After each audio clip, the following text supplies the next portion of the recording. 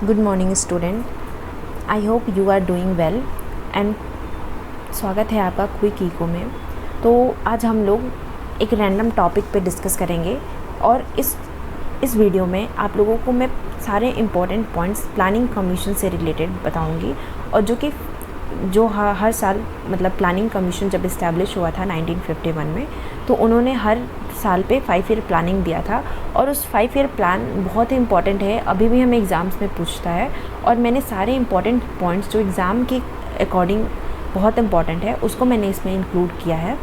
तो इस वीडियो को देखने के बाद आप लोगों को और कोई भी ऐसे प्लानिंग की वीडियो नहीं देखनी पड़ेगी, क्योंकि मैंने कोशिश की है कि मैं सारे इम्पॉर्टेंट पॉइंट्स को एक साथ कलेक्ट कर पाऊँ। तो चलिए स्टार्ट करते हैं। देखिए, इंडियन प्लानिंग सब का इंट्रोडक्शन देख लेते हैं कि कब कैसे इंडियन प्लानिंग आया और कौन कौन से और प्लान आए। तो देखिए, जो इंडियन इकोनॉमिक प्लानिंग है ये कॉन्करेंट लिस्ट के 7 शेड्यूल में मेंशन्ड है।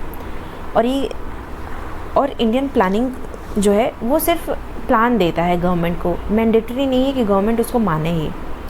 तो ये थिंक टैंक है, ये एक थिंक टैंक बॉडी है जो कि सोचती है कि कैसे प्लान करना चाहिए।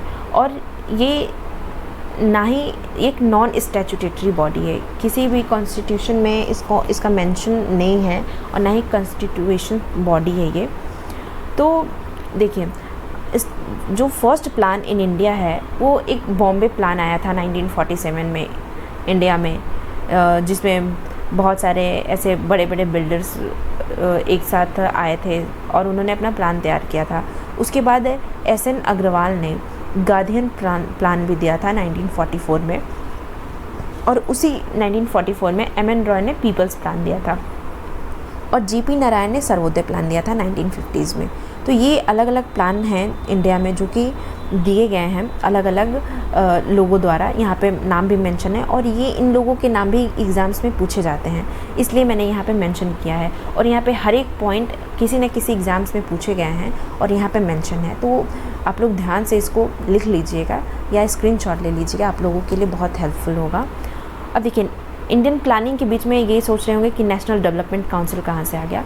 तो मैं आपको बता देती हूँ कि इसका सेटअप 1952 में किया गया था। और इसका जो एम था इसको सेटअप करने का कि ये 5 ईयर प्लान को जो लास्ट फाइनल अप्रूवल है वो सिर्फ नेशनल डेवलपमेंट काउंसिल ही देगा, इसलिए इसका सेटअप किया गया था 1952 में। इसलिए मैंने इसको यहाँ पे इंक्लूड किया है। ये उससे ही 5 ईयर प्लानिंग से ही रिलेटेड है। अब नेक्स्ट पे चलते हैं प्लानिंग कमीशन के बारे में।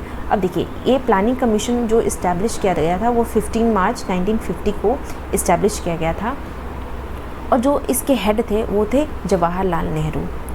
और प्लानिंग कमीशन जो डिज़ोल्व कर दिया गया यानी कि ख़त्म कर दिया गया वो 2014 में कर दिया गया 17 अगस्त को, क्योंकि इसकी जगह पे गवर्नमेंट नहीं आई। जब बीजेपी की गवर्नमेंट आई तो इन्होंने इसकी जगह पे नीति आयोग लेके आए और ये नीति आयोग से रिप्लेस कर दिया गया, यहाँ पे लिखा हुआ है।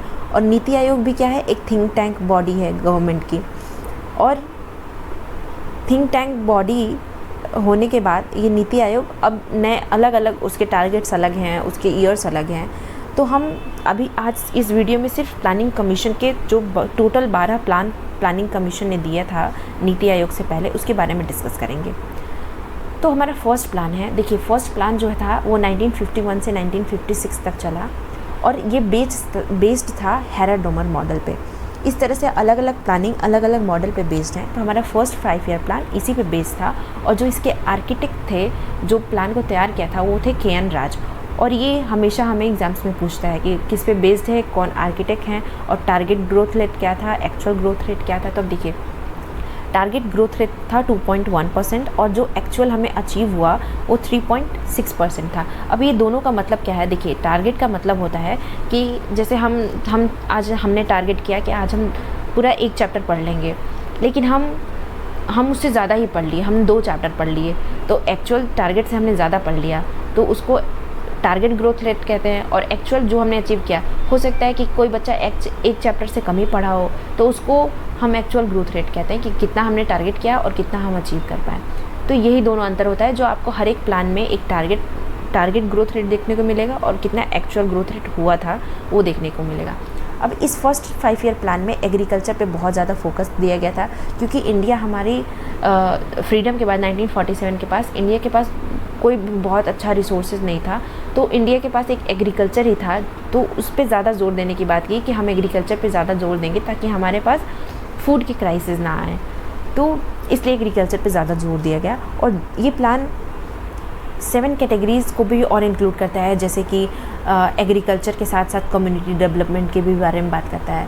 और ये भी पूछा जाता है एग्ज़ाम में कि कम्युनिटी डेवलपमेंट जो प्रोग्राम है वो किस 5 ईयर प्लान में स्टार्ट किया गया था, तो फोकस था उस पर। तो फर्स्ट 5 ईयर इसका एनर्जी के साथ इरिगेशन पे भी फोकस किया गया था, land rehabilitation and social services के साथ साथ अलग अलग इंडस्ट्रीज़ के छोटे मोटे इंडस्ट्रीज़ के बारे में भी फोकस किया गया था फर्स्ट 5 ईयर प्लान में। अब देखिए इरिगेशन प्रोजेक्ट जो इंक्लूड करता है जैसे भाखड़ा, हीराकुंड, मैतूर डैम और दामोदर वैली डैम, ये सारे फर्स्ट 5 ईयर प्लान के इम्पॉर्टेंट इरिगेशन प्रोजेक्ट्स थे। और इसमें 5 इंडियन इंस्टीट्यूशंस IITs भी स्टार्ट किया गया था एंड में, और इसी प्लान के एंड में UGC का भी सेटअप हुआ था 1956 में। तो ये बहुत इंपॉर्टेंट है फर्स्ट 5 ईयर प्लान, और UGC तो हमारे एग्ज़ाम ही कराती है बहुत सारे। अब देखिए सेकेंड 5 ईयर प्लान का जो टाइम ड्यूरेशन था वो 1956 से 61 तक था। सेकेंड 5 ईयर प्लान बेस्ड है महान लोविस मॉडल पे। हमारा फर्स्ट 5 ईयर प्लान बेस्ड था हैरल्ड डोमर मॉडल पे, और ये जो बेस्ड है वो महान लोविस मॉडल पे बेस्ड है। अब देखिए इसका जो टारगेट ग्रोथ रेट है वो 4.5% था, और एक्चुअल जो ग्रोथ रेट मिला था वो 4.27% था। इसका जो मेन फोकस था वो बेसिक एंड हैवी इंडस्ट्रीज़ का था, क्योंकि हमने फर्स्ट 5 ईयर प्लान में जब हम एग्रीकल्चर पे ज़्यादा फोकस किए थे तो फिर हमने देखा कि इंडस्ट्रीज़ से हम बहुत पीछे होते जा रहे हैं। तो सेकेंड 5 ईयर प्लान में ज़्यादा जोर हैवी इंडस्ट्रीज़ पे दिया गया था, और इसी प्लान के दौरान दुर्गापुर, भिलाई और राउरकेला स्टील प्लांट का सेटअप किया गया था। इसमें ये प्लान में hydro electric project, steel mills, production of coal, addition railway tracks and इसके एस्पेक्ट्स में भी ये 5 ईयर प्लान बहुत इंपॉर्टेंट था। गवर्नमेंट रिवाइज इस फर्स्ट इंडस्ट्रियल पॉलिसी। अब देखिए हमें पता था कि जो इंडस्ट्रियल पॉलिसी थी वो 1948 में आई थी, लेकिन फिर से इसका जो रिवाइज़ हुआ वो 1956 में हुआ था, जो कि इसी प्लान के दौरान हुआ था। और इंडस्ट्रियल पॉलिसी को हम इकोनॉमिक कॉन्स्टिट्यूशन ऑफ इंडिया के नाम से भी जानते हैं, या तो हम उसको बाइबल ऑफ स्टेट कैपिटलिज्म के भी नाम से जानते हैं। तो ये भी बहुत इंपॉर्टेंट है, कभी एग्ज़ाम में पूछ देता है कि इंडस्ट्रियल पॉलिसी का जब रिवाइज़ हुआ था 1956 में तो कौन सा प्लान चल रहा था उस टाइम 5 ईयर प्लान, तो वो सेकेंड 5 ईयर प्लान के ही दौरान हुआ था। अब हम चलते हैं अपने थर्ड 5 ईयर प्लान में। देखिए थर्ड 5 ईयर प्लान में बहुत अच्छा टारगेट सेट किया गया था, बहुत चीज़ों पे फोकस किया गया था, लेकिन ये सक्सेसफुल नहीं हो पाया। उसके भी रीज़न अभी बताएंगे कि थर्ड 5 ईयर प्लान 1961 से 66 तक चला, और ये चक्रवर्ती कमेटी पे बेस्ड था ये प्लान। इसका टारगेट ग्रोथ रेट 5.6 था, और जो एक्चुअल ग्रोथ रेट वो देखिए बहुत कम मिला है। और इसका रीज़न था, और इसका फोकस एरिया था कि पहले जो फर्स्ट 5 ईयर प्लान था उसमें सिर्फ एग्रीकल्चर पे फोकस किया, दूसरे पे इंडस्ट्री पे फोकस किया, अब तीसरे पे था कि अब इन दोनों का हम बैलेंस बना के चलेंगे, इंडस्ट्री और एग्रीकल्चर का। और जो इनका गोल था कि हमें सेल्फ रिलायंट बनना है और सेल्फ जनरेटिंग इकॉनमी अपना बनाना है। देखिए हम 1961 से ही हम सेल्फ रिलायंट और सेल्फ जनरेटिंग की बात कर रहे हैं, और ये स्टिल हम अभी भी इसकी बात कर रहे हैं कि हमें अपनी इकनॉमी को सेल्फ रिलायंट और सेल्फ जनरेटिंग बनाना है। तो ये कितना इम्पॉर्टेंट है जो हम बहुत दिनों से स्टार्टिंग से ही बात करते आ रहे हैं। अब देखिए इसी प्लान के दौरान हमारा जो इंडिया है वो डब्ल्यू रॉस्टो ने 5 स्टेजेस दिए थे, उसके तीसरे स्टेज जो टेक ऑफ स्टेज है उसमें हमारा इकोनॉमी एंटर कर गया था। तो ये भी बहुत इंपॉर्टेंट है, एग्ज़ाम में पूछता है कि किस 5 ईयर प्लान में टेक ऑफ स्टेज पे इकोनॉमी पहुंच गई थी, तो वो थर्ड 5 ईयर प्लान था। जो प्राइमरी स्कूल्स, बहुत सारे प्राइमरी स्कूल्स रूरल एरिया में सेटअप किए गए थे इसी प्लान के दौरान। जो पंचायत इलेक्शन है वो भी स्टार्ट किया गया था, ताकि ज़्यादा और स्टेट को ज़्यादा डेवलपमेंट रिस्पॉन्सिबिलिटी दी गई थी, ताकि ऑल ओवर डेवलपमेंट अच्छे से हो पाए। और इसी मॉडल में पहली बार एक्सटेंसिव इनपुट आउटपुट मॉडल का यूज़ किया गया था। अब इतना सब कुछ होने के बाद भी ये प्लान फेल क्यों हो गया, तो आइए देखते हैं कि रीज़न क्या था।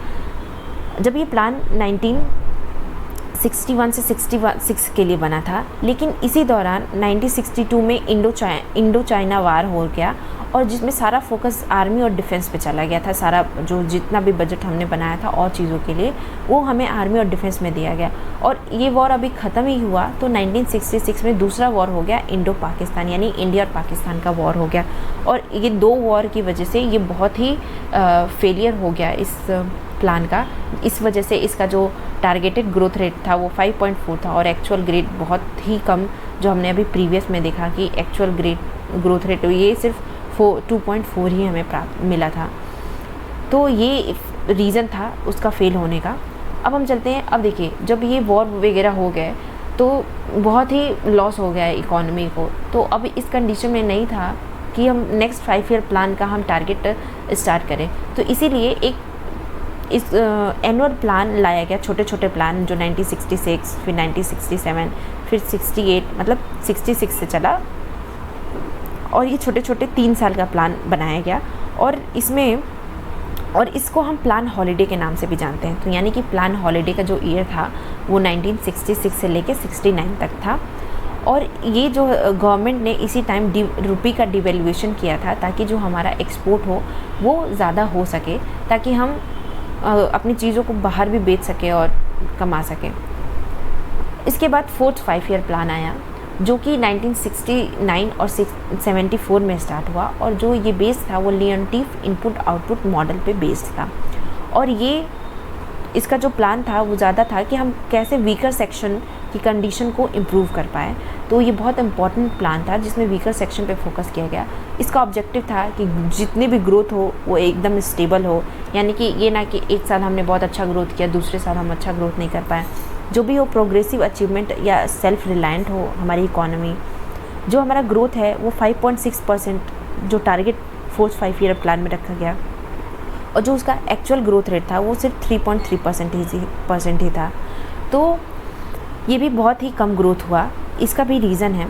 अब देखिए क्योंकि जब 4th 5 ईयर प्लान आया तो यहाँ पे ऑयल क्राइसिस और इंडो पाक वार फिर से हो गया 1972 में, जिसकी वजह से ये फिर से फेल हो गया। इसका ग्रोथ एक्चुअल ग्रोथ बहुत ही कम था हमारे टारगेटेड ग्रोथ रेट से, जैसे 3rd 5 ईयर प्लान में हुआ था। लेकिन इसी 5 ईयर प्लान में इंदिरा गांधी ने 14 मेजर बैंकों को नेशनलाइज किया था 1969 में। और इसी 5 ईयर प्लान में एक न्यूक्लियर टेस्ट हुआ था पोखरण 1 जो कि बहुत इंपॉर्टेंट है एग्ज़ाम के पर्सपेक्टिव से, तो इसको ज़रूर देखिए था। ये सारे इंपॉर्टेंट पॉइंट्स हैं जो मैंने इंक्लूड किए हैं। इसके बाद आता है 5th 5 ईयर प्लान 1974 और 78 तक चला। ये एक साल पहले ही इस प्रोग्राम को टर्मिनेट कर दिया गया था। कुछ पॉलिटिकल रीजंस थे। अब देखिए ये पर्सपेक्टिव मॉडल पे बेस्ड था और इसके जो ड्राफ्ट प्लान प्रिपेयर किया था वो डीपी धर ने किया था। जो स्ट्रेस था इसका वो था एम्प्लॉयमेंट, पावर्टी एलिवेशन, और जो नारा बहुत पॉपुलर हुआ था गरीबी हटाओ का वो 5th 5 ईयर प्लान में ही पॉपुलर हुआ था, एंड जस्टिस। इसके साथ जो फोकस किया गया था self reliance in agriculture production and defence पे।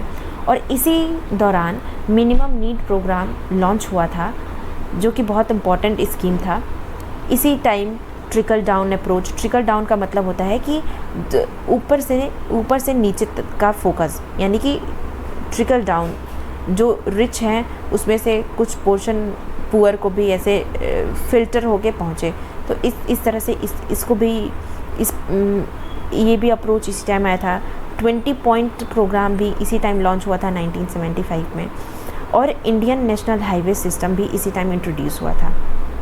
इंटीग्रेटेड चाइल्ड डेवलपमेंट प्रोग्राम भी इसी टाइम इंट्रोड्यूस हुआ था। तो ये बहुत ही इम्पॉर्टेंट सारी चीज़ें इस टाइम इंट्रोड्यूस हुई थी, लेकिन ये एक साल पहले ही टर्मिनेट कर दिया गया था due to some political issues. अब देखिए इसको टर्मिनेट कर दिया गया क्योंकि उस टाइम जनता गवर्नमेंट आ गई और उन्होंने 5 ईयर प्लान को एक साल पहले ही टर्मिनेट करके रोलिंग प्लान लाया 1978 से और 80 तक। और इस रोलिंग प्लान का जो कंसेप्ट है वो गुरुनाल मिडल ने दिया है। और जो इस प्लान को हेड किया था जनता गवर्नमेंट के उसमें मोरारजी देसाई ने किया था। और उसके बाद जब कांग्रेस आई 80 में तो कांग्रेस ने इस रोलिंग प्लान को कैंसिल कर दिया और ये फिर से अपना 5 ईयर प्लान को कंटिन्यू किया और 6th 5 ईयर लाए 1980 से 85 तक।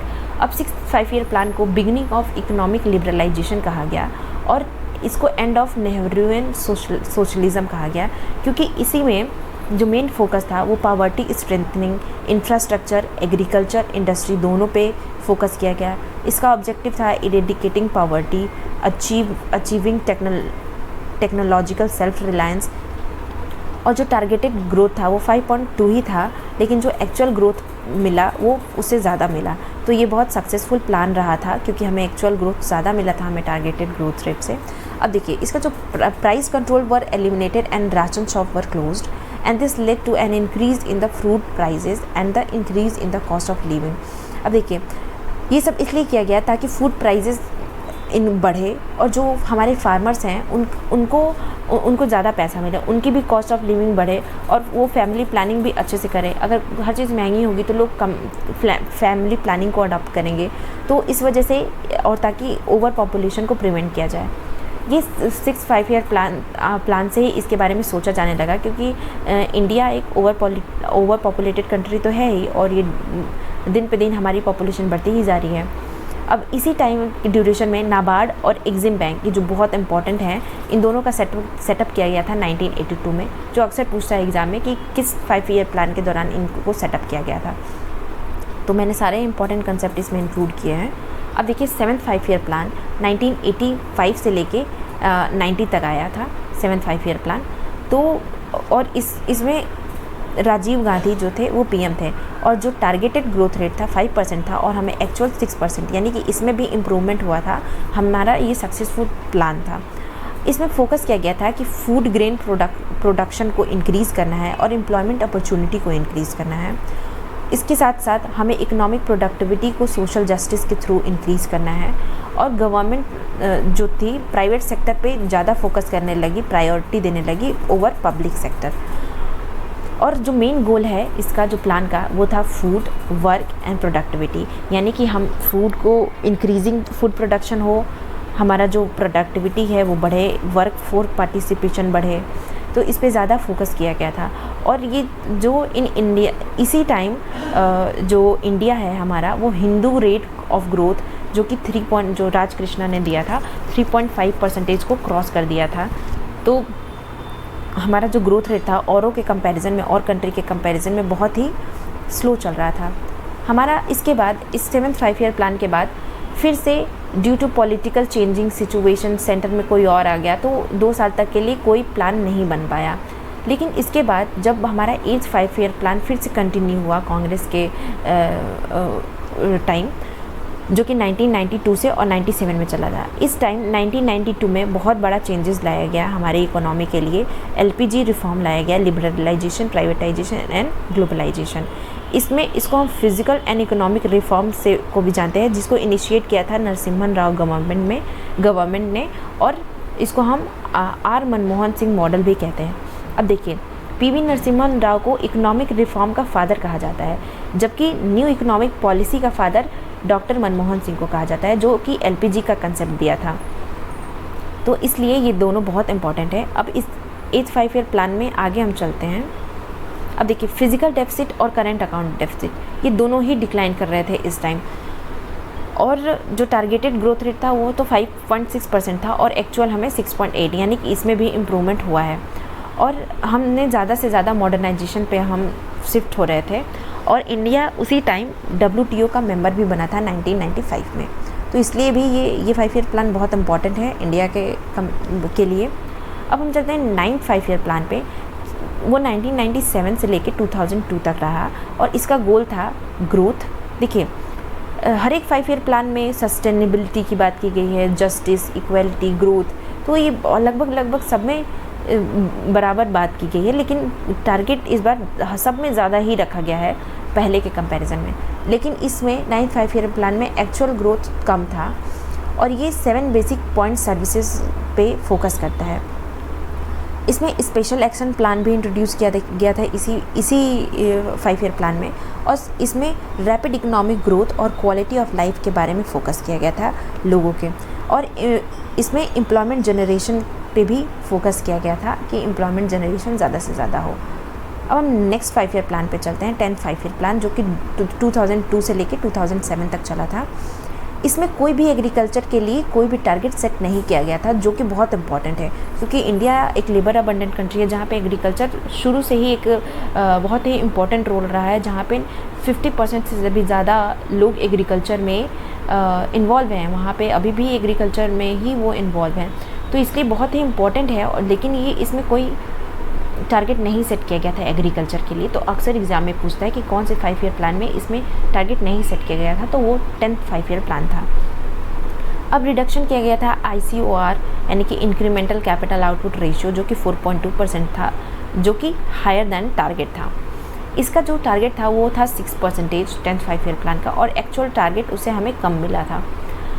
इसका एम था कि लोगों के इनकम को डबल करना है, पावर्टी रेट को 5% से डिक्रीज़ करना है, और जेंडर गैप इन लिटरेसी यानी कि पढ़ाई लिखाई में जेंडर गैप को भी रिड्यूस करना है 2007 से, जो कि उस टाइम बहुत ज़्यादा था। सिर्फ लड़के लोग ज़्यादा पढ़ाई स्कूलों में जाते थे, लड़कियां बहुत कम जाती थी, तो इसलिए इस गैप को भी कम करने की बात की गई थी। और fastest economy and welfare of human development पे फोकस किया गया था। इसके सारे जो पॉइंट्स यहाँ पे लिखे हैं सारे इंपॉर्टेंट है, जो कि एग्ज़ाम्स में पूछे जाते हैं। 11th 5 ईयर प्लान जो 2007 से लेकर 2012 तक चला था, जिसको प्रिपेयर किया था CV रंगराजन ने, और इसका स्लोगन था रैपिड एंड इंक्लूसिव ग्रोथ। देखिए, इंक्लूसिव ग्रोथ का कंसेप्ट 11th 5 ईयर प्लान से बहुत ही ज़्यादा यूज़ होने लगा। इंक्लूसिव ग्रोथ का मतलब कि समावेशी विकास, सबका एक साथ विकास हो। तो ये बहुत इम्पॉर्टेंट टर्म्स भी आया इंक्लूसिव ग्रोथ। उसके बाद social sector and delivery of the service पे बहुत ज़्यादा फोकस किया गया। यहाँ पे एम्पावरमेंट किसके थ्रू करने की कोशिश की गई? एजुकेशन और स्किल डेवलपमेंट के थ्रू। अगर एजुकेटेड होंगे पीपल तो वो ज़्यादा एम्पावर होंगे, ज़्यादा चीज़ें कर सकेंगे, और स्किल्ड होंगे तो भी वो ज़्यादा अच्छी चीज़ें कर सकेंगे।